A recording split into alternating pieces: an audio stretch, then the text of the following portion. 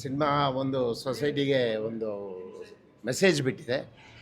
ಓಂ ಸಾಯಿ ಪ್ರಕಾಶ್ ಅವರು ತಮ್ಮೆಲ್ಲ ಎಫರ್ಟ್ ಹಾಕಿ ಒಂದು ಸೂಸೈಡ್ ಡೇ 10th ಇದೆ, ಇವತ್ತು 12th ರಿಲೀಸ್ ಮಾಡಿದ್ದಾರೆ ಸಿನಿಮಾ. ಒಂದು ಬ್ಯಾಡ್ ಇನ್ಸಿಡೆಂಟ್ಸ್ ಮನುಷ್ಯರು ತಾವು ಮಾಡ್ಕೊಂಡಿಂದ ತಪ್ಪಿಂದ ಸೂಸೈಡ್ ಅಟೆಂಪ್ಟ್ ಮಾಡ್ತಾರೆ.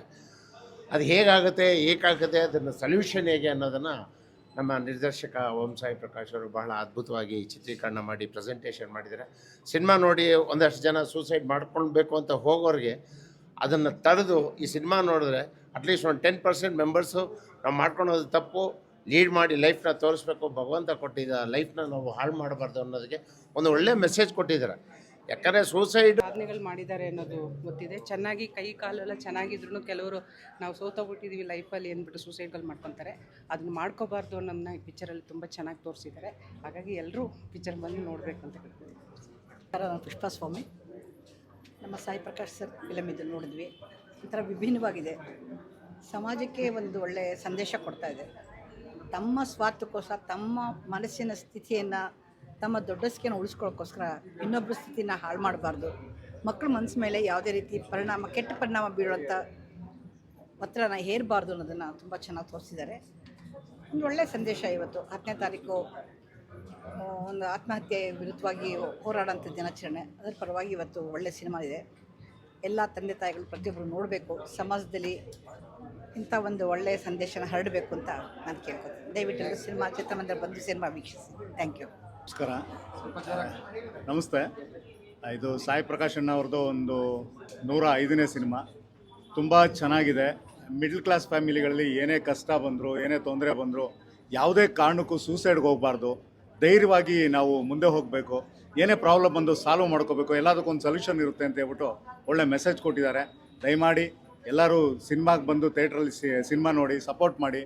ತುಂಬ ಚೆನ್ನಾಗಿದೆ. ಮಿಡ್ಲ್ ಕ್ಲಾಸ್ ಫ್ಯಾಮಿಲಿಗೆ ಏನೇನು ನಡೆಯುತ್ತೆ ಏನೇನು ಹೋಗುತ್ತೆ ಅನ್ನೋದಕ್ಕೆ ಬಗ್ಗೆ ತುಂಬ ಚೆನ್ನಾಗಿ ತೋರಿಸಿದ್ದಾರೆ. ದಯವಿಟ್ಟು ಎಲ್ಲರೂ ಸಿನಿಮಾ ನೋಡಿ, ತುಂಬ ಚೆನ್ನಾಗಿದೆ. ನಮಸ್ತೆ. ಫಿಲಮು ತುಂಬ ಚೆನ್ನಾಗಿದೆ.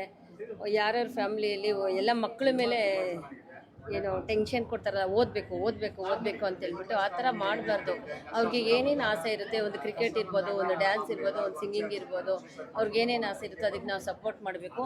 ಯಾವಾಗಲೂ ಮಕ್ಕಳ ಮೇಲೆ ನಾವು ತುಂಬ ಪ್ರೆಷರ್ ಕೊಡಬಾರ್ದು ಓದಿ ಅಂತ ಹೇಳ್ಬಿಟ್ಟು. ಅದೇ ಈ ಫಿಲಮಲ್ಲಿ ಇರೋದು. ಎಲ್ಲರೂ ಕೂತ್ಕೊಂಡು ನೋಡ್ಬೋದು. ದಯವಿಟ್ಟು ಎಲ್ಲರೂ ಥಿಯೇಟ್ರಿಗೆ ಬಂದು ಫಿಲಮ್ ನೋಡಿ. ನಮಸ್ಕಾರ.